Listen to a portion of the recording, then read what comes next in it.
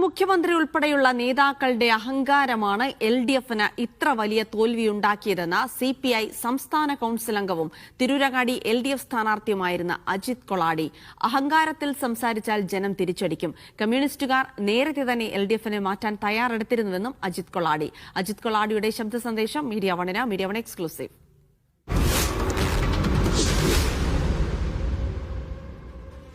Communist സിദ്ധാന്തമനുസരിച്ച് വ്യക്തിപരമായ അപ്രമാദിത്വത്തിന് സ്ഥാനമില്ല.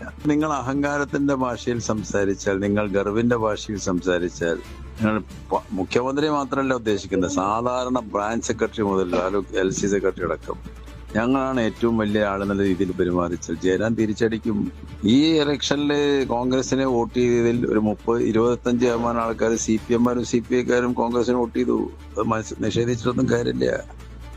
ഈ ഗവൺമെന്റ് നിന്ന് പോയി കിട്ടിയാൽ മതി എന്ന് സാധാരണ കമ്മ്യൂണിസ്റ്റുകാരെ വിശ്വസിച്ചു. ഇടതുപക്ഷം എന്നോ ഇടതുപക്ഷ മൂല്യങ്ങളിൽ നിന്ന് വ്യതിചലിച്ചു. സാമുദായിക നേതാക്കന്മാരെ പ്രീണിപ്പിക്കരുത്. കമ്മ്യൂണിസ്റ്റ് മൂല്യങ്ങളിൽ നിന്ന് വ്യതിചലിച്ചതൊക്കെ സംഭവിക്കും. ഇത് വൈകിയെന്ന് ഞാൻ പറയുന്നുണ്ട്. ഇതിന് മുൻപേ കൊടുക്കേണ്ടിയിരുന്ന ജനങ്ങളുടെ അടി. കൂടുതൽ വിവരങ്ങൾ യൂനസ് അഹമ്മദ് നൽകും. യൂനസ് CPIയുടെ സംസ്ഥാന കൌൺസിൽ അംഗം കൂടിയാണ്.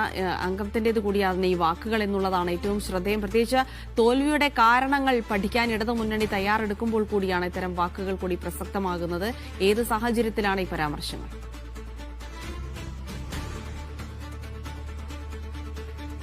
ജിൽസി, അത് തന്നെയാണ് വലിയ ഒരു വിമർശനം തന്നെയാണ് CPIയുടെ സംസ്ഥാന കൌൺസിൽ അംഗമായ LDFന്റെ തിരൂരങ്ങാടി സ്ഥാനാർത്ഥി കൂടിയായ അജിത് കൊളാടി പറയുന്നത്. ഈ ഒരു അഹങ്കാരത്തിനേറ്റ വലിയൊരു തിരിച്ചടി തന്നെയാണ് അദ്ദേഹം പറയുന്നത്. മുഖ്യമന്ത്രി ഉൾപ്പെടെ താഴെത്തട്ടിലുള്ള ബ്രാഞ്ച് സെക്രട്ടറിമാർക്ക് വരെ അഹങ്കാരം കൂടി. ആ അഹങ്കാരത്തിന് ജനങ്ങൾ നൽകിയ വലിയൊരു തിരിച്ചടിയാണ് എന്നാണ് അദ്ദേഹം ഈ തോൽവിയെക്കുറിച്ച് പ്രധാനമായി പറയുന്നത്. ഈ കമ്മ്യൂണിസത്തെക്കുറിച്ച് വ്യക്തിപരമായിട്ടുള്ള അപ്രമാദിത്വം കമ്മ്യൂണിസത്തിലില്ല എന്നും അദ്ദേഹം പറയുന്നു. ആ ഒരു അപ്രമാദിത്വം ഉണ്ടായി എന്നാണ് അദ്ദേഹം പറയുന്നത്. കാരണം നമുക്കറിയാം, മുഖ്യമന്ത്രിയുടെ പല പരാമർശവും ഉണ്ടായിരുന്നു, വ്യക്തിപരമായിട്ടുള്ള പരാമർശമുണ്ടായിരുന്നു, ഒരു അഹങ്കാരത്തിലുള്ള പരാമർശമുണ്ടായിരുന്നു. ഇതൊക്കെ വലിയ രീതിയിൽ തിരിച്ചടിയായി എന്നുള്ളൊരു കാര്യമാണ് അദ്ദേഹം ചൂണ്ടിക്കാണിക്കുന്നത്. അദ്ദേഹം പറയുന്നു, നേതാക്കൾ വിനയാന്വിതനാവണം, വിനയമുള്ളവരാകണം എന്ന് അദ്ദേഹം പറയുന്നു. അതോടൊപ്പം തന്നെ ഉദാഹരണവും പറയുന്നുണ്ട്. EMS-നെ പോലെ, നായനാരെ പോലെ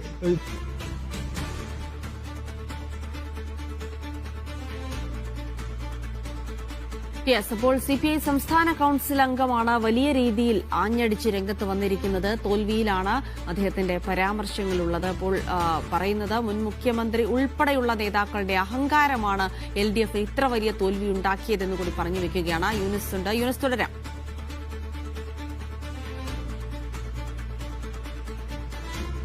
വലിയ